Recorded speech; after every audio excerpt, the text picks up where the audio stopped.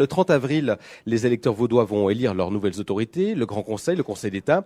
Et comme promis, on va maintenant entendre les présidents de parti. Alors nous ont rejoint autour de cette table Frédéric Borloo, président du Parti libéral radical. Bonjour. Bonjour. Alberto Mocchi, président des Verts. Bonjour. Bonjour. Michael Dupertuis, secrétaire général des Verts libéraux. Bonjour. Bonjour. Alain Gontier, membre de Décroissance Alternative et représentant d'Ensemble à gauche, qui regroupe aussi le POP et Solidarité. Bonjour à vous. Bonjour. Et enfin Philippe Brennenstuhl, président du Parti nationaliste suisse. Bonjour. On va vous entendre sur vos priorités pour la législature à venir, mais d'abord une ou deux questions de jeu politique qu'on va vous poser avec Marc Menichini. Tout d'abord, Frédéric Borloo. Bon, on l'a vu, votre parti libéral radical a le vent en poupe ces derniers mois en Suisse. Dans le canton de Neuchâtel, il a gagné 8 sièges au Grand Conseil. Si vous n'augmentez pas votre députation vaudoise le 30 avril, vous le considérez un peu comme un échec? Écoutez, nous sommes déjà le plus grand parti du Grand Conseil, donc on a remporté... C'était aussi le cas à Neuchâtel. Très bien, on a remporté les communales, on a repris des positions très fortes à travers tout le canton, on a remporté les fédérales, donc effectivement une progression est possible. Maintenant on est dans une situation de votation à la proportionnelle. C'est toujours difficile à la proportionnelle de gagner des sièges, comme c'est difficile aussi peut-être d'en perdre, c'est-à-dire que souvent les fronts sont bloqués, mais on va se battre pour, bien sûr. Alberto Mocchi, du côté des Verts aussi, ça se passe plutôt bien. Maintenant, en Suisse romande, on l'a vu en Valais, on vient de le voir aussi à Neuchâtel. Du coup, vous vous attendez à quoi dans le canton de Vaud? D'augmenter votre députation? Vous avez quand même déjà 19 députés, donc est-ce que vous pouvez encore progresser? Alors, c'est pas que en Suisse romande que ça se passe bien pour les Verts. Dans le canton de Vaud aussi, on a progressé aux dernières communales, très fortement, plus de 25% de sièges. Pardon, et je pense qu'aujourd'hui, on peut progresser aussi dans le canton de Vaud au niveau du Grand Conseil. On espère gagner 3-4 sièges dans plusieurs régions, notamment sur l'arc lémanique. Et on a vraiment de quoi faire. Alors en face de vous, il y a un autre Vert, mais un Vert libéral, c'est Michael Dupertuis. Les Verts libéraux qui, eux, alors sont en plus délicate posture, il faut bien le dire. Un parti de plus en plus isolé qui se bat pour survivre, un parti pourtant jeune. Alors en gros, est-ce qu'on pourrait dire plus d'alliés, plus d'avenir ? Alors c'est bien le contraire qui se passe, parce que nous avons des alliés qui sont aussi bien du côté du centre que de la droite. Donc je dirais au contraire, on est en train de développer nos alliances. En tout cas, stratégiquement, électoralement, vous êtes bien isolé. Par exemple, pour le Conseil d'État, on l'a vu, vous n'avez pas pu vous allier au PLR et à l'UDC. Exactement, on a tendu une main, on a pris un risque entrepreneurial, on va dire même au niveau politique. Ça n'a pas marché, ça ne veut pas dire que ça ne marchera jamais. De notre côté, nous sommes assez clairs, nous sommes de centre-droite, nous avons envie de développer cette politique-là, et les Verts libéraux ont une place vraiment nécessaire en fait dans le jeu politique. Mais vous avez quelques craintes tout de même pour les prochaines élections? Oui, et surtout qu'en 2012 on avait un vent renouvelable favorable, on va dire, et puis que là maintenant 5 ans plus tard il va falloir confirmer cette première action, ce premier résultat. Moi je suis confiant en fait, on va réussir à faire 6, 7 sièges, voire même plus. Alain Gontier, votre parti, Décroissance Alternative, est le nouveau partenaire, on va dire, d'Ensemble à gauche. Est-ce que vous n'avez pas un peu l'impression qu'à nouveau, ou du moins pour cette élection, le POP, Solidarité, vous utilisent un peu, vous utilisent pour dépoussiérer un peu leurs idées, puisque vous êtes le parti qui a les nouvelles idées de décroissance? Ouais, je pense que non, c'est pas comme ça que ça se pose. Il y a des accords relativement substantiels entre les trois partenaires et ça serait idiot au contraire de se présenter séparément. Cela dit, évidemment que chaque fois qu'on se présente à une élection, c'est pas pour perdre, c'est pour gagner. Tout le monde espère gagner. Donc je trouve que ces spéculations, sans vouloir vous apprendre à faire votre métier, ces spéculations sont un peu vaines. Discutons des programmes, de qu'est-ce que les différents partis proposent.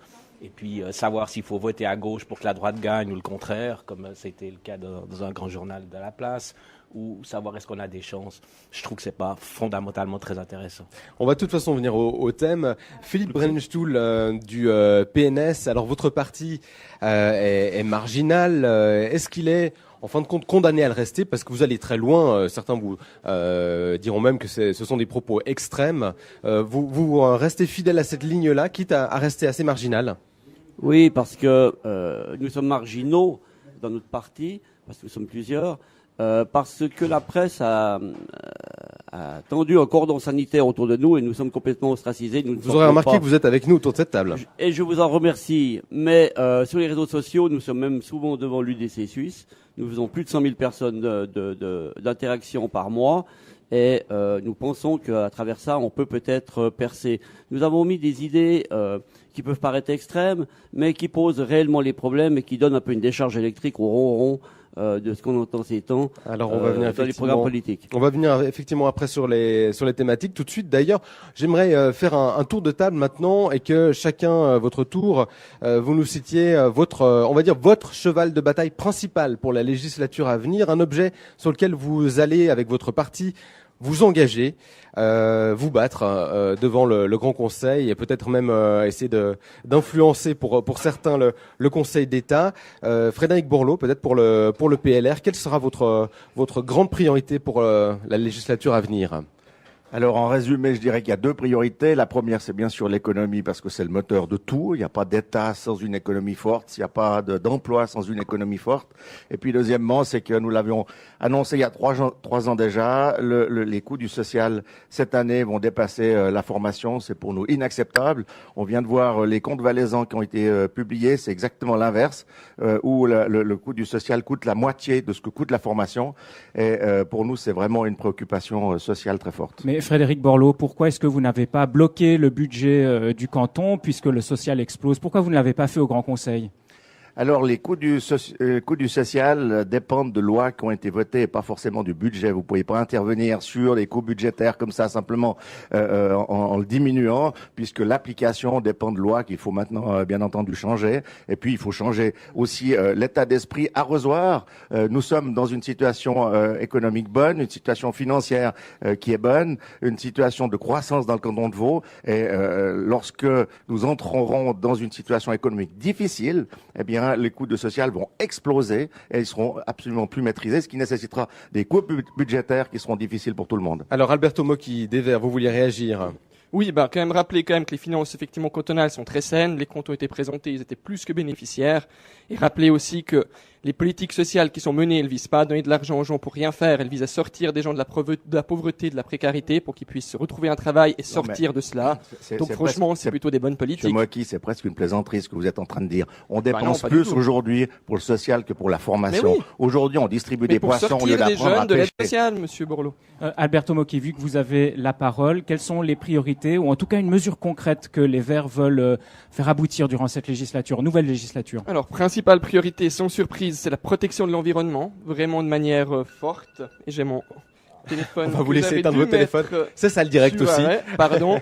Donc une protection de l'environnement forte parce que la croissance économique, elle génère aussi, si elle est bonne pour tout un tas de choses, elle génère aussi des externalités négatives sur l'environnement, sur le trafic, etc. Donc nous, ce qu'on veut, c'est accompagner cela en protégeant mieux l'environnement, lutter contre le réchauffement climatique aussi, qui est une problématique extrêmement importante. Ce serait une des problématiques les plus importantes ces prochaines années dans le monde. Au niveau cantonal, vous pouvez faire quoi pour ça, pour l'environnement? Vous pensez à quoi notamment? Renforcer fortement, par exemple, l'action de l'État en matière d'énergie renouvelable.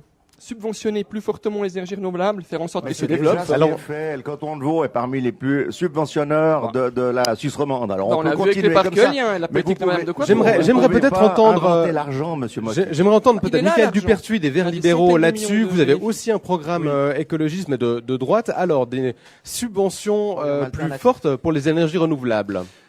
Pour nous, l'important, c'est justement de développer tout ce qui va dans le sens de la transition énergétique. Pour nous, c'est vraiment un point essentiel. Et pour ça, au lieu de le faire par les subventions, qui est quand même un réflexe qui est étatiste et qui est vraiment négatif pour notre économie, nous voulons récompenser les efforts individuels. Et pour ça, il y a un outil qui existe, ce sont typiquement les déductions fiscales. Et là-dessus, nous pensons qu'il y a beaucoup de choses à faire pour récompenser ceux qui font l'effort d'investir dans les énergies renouvelables. Mais ça reste un soutien public. Alors là, vous jouez un tout petit peu sur les notions.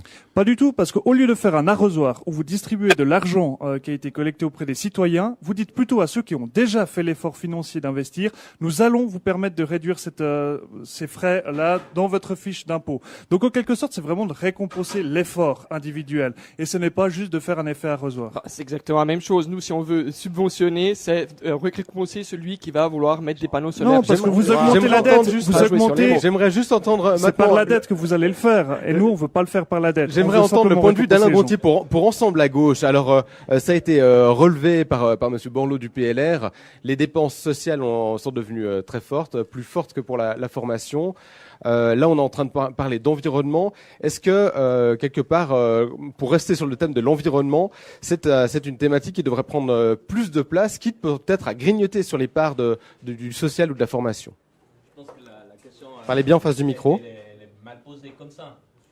On a un petit problème de micro, je crois. Attendez, Nous on va essayer. pensons- Voilà, c'est réglé. Nous pensons que tout le monde ici soutient la croissance, sans se poser la question de savoir où va ce train. Je pense que c'est assez clair quand même surtout au niveau mondial. On le voit peut-être plus clairement qu'à un niveau cantonal.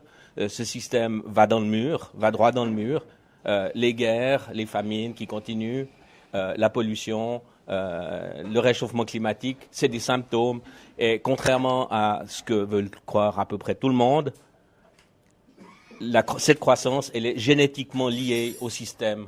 Donc pour vous, c'est par la baisse de la consommation qu'on arrive à Non, protéger c'est pas par la baisse le de la climat? consommation, c'est par une réorganisation du système dont il faut changer le moteur. Le moteur du profit est strictement incapable, contrairement à ce que veulent nous faire croire les Verts libéraux en particulier, est strictement incapable de tenir compte du long terme.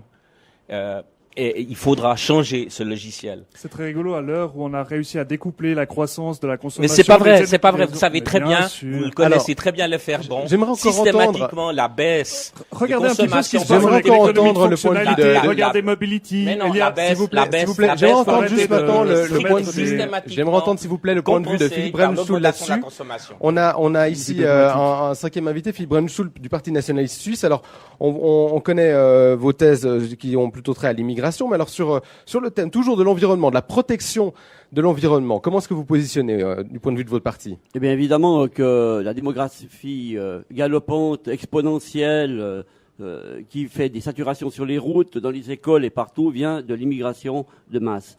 À partir de là, l'environnement en souffre.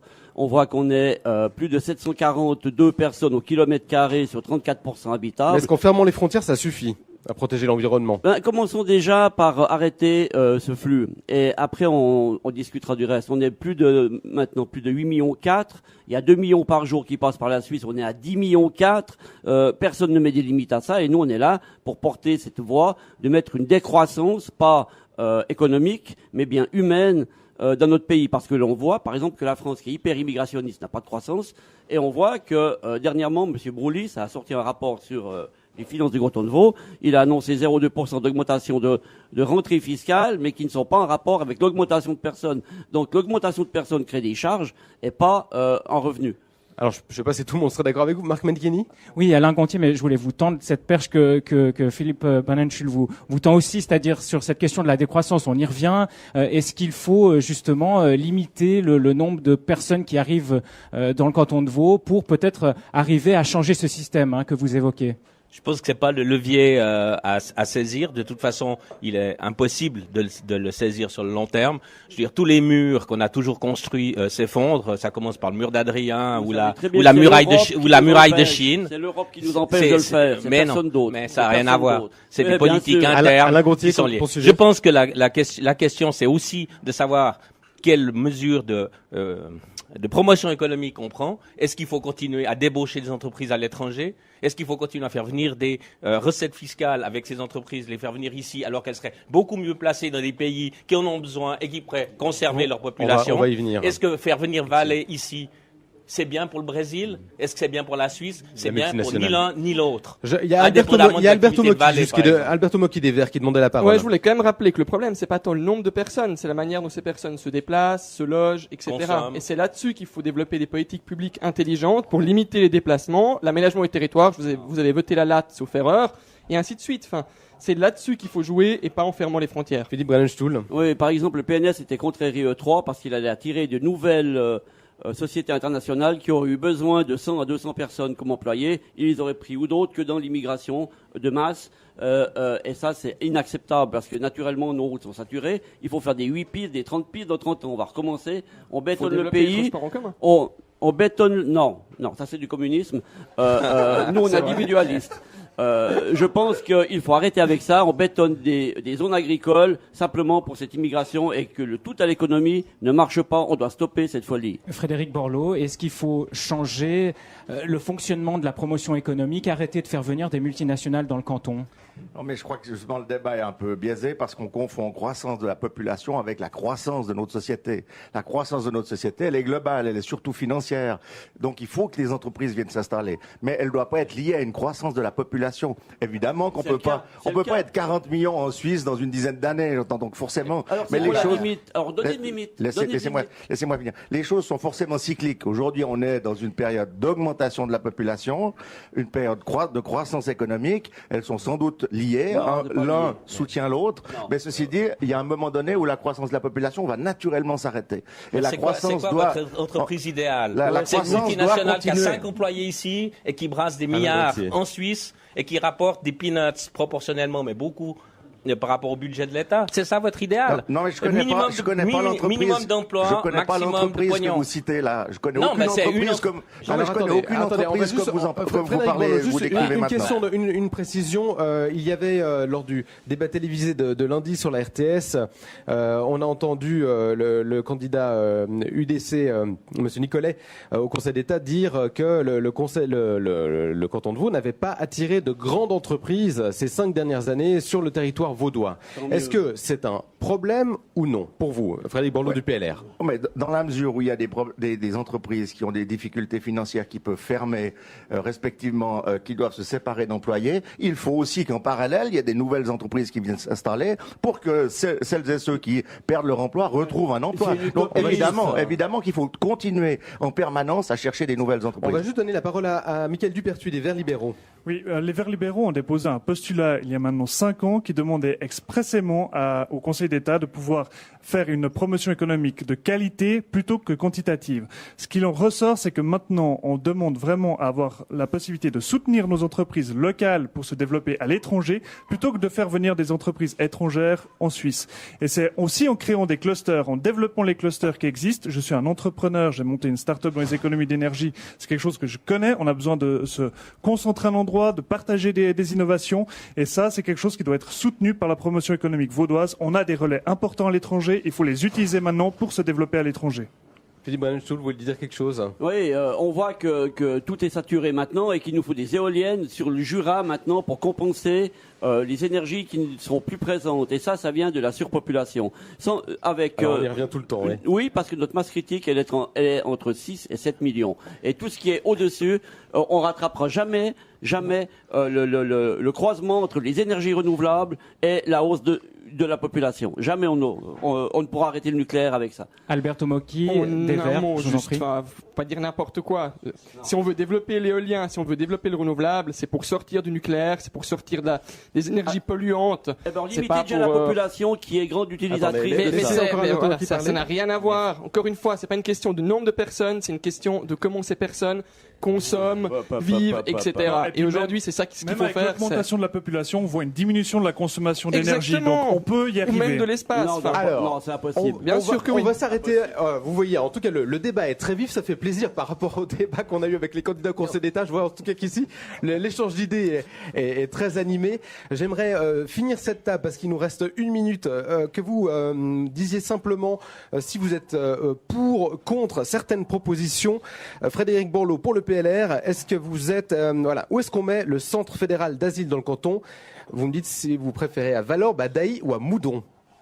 Vous n'avez pas Mars? Allez-y, Frédéric Borloo, c'est à vous. À Dailly. Michael Dupertuis des Verts libéraux. Est-ce que vous êtes pour ou contre les Jeux Olympiques dans le canton de Vaud? Pour, à taille humaine et durable. Est-ce que Alain Gontier, vous êtes Est-ce que Alain Gontier, vous êtes pour ou contre le cannabis légal? Oui. Donc vous êtes pour. Alberto Mocchi des Verts, est-ce que vous soutenez une taxe sur les boissons sucrées? Plutôt oui, si elle sert à financer les soins dentaires, comme c'est le cas dans le canton de Vaud, dans le projet en tout cas. Et Philippe Brennenstuhl du Parti nationaliste suisse, est-ce que vous êtes pour ou contre une baisse d'impôts pour les personnes physiques? Bien naturellement qu'on est pour une baisse d'impôts. Naturellement, si vous demandez à quelqu'un s'il va moins payer, évidemment qu'il va vous dire oui. Et avec quoi on financera les gardes frontières avec ça? Eh bien, vous allez prendre les 1000 milliards que la BNS gère et qui nous donne 1,4 milliard de manière C'est pas communiste, ça complètement légère. Non. Très bien. Non, On va s'arrêter là. C'est pour le peuple. Merci à tous d'avoir participé à cette table.